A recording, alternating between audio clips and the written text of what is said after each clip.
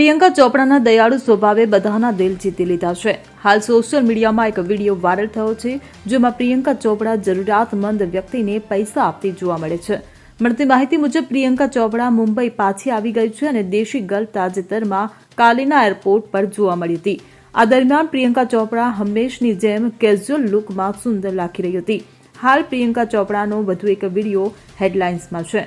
આ વિડીયોમાં પ્રિયંકા પોતાની કારમાં એરપોર્ટની બહાર આવતી જોવા મળી રહી છે। આ દરમિયાન અભિનેત્રીની કાર સિગ્નલ પર અટકી જાય છે અને અભિનેત્રી કંઈક એવું કરે છે।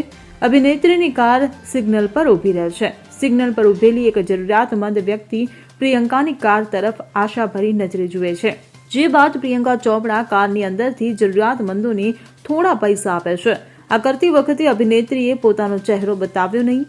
પ્રિયંકા ચોપડાનો અંદાજ ચાહકોના દિલ જીતી રહ્યો છે। ઘણા યુઝર્સે અભિનેત્રીના વિડીયો પર ટિપ્પણી કરીને પ્રતિક્રિયા આપી અને અભિનેત્રીની ખૂબ પ્રશંસા કરી।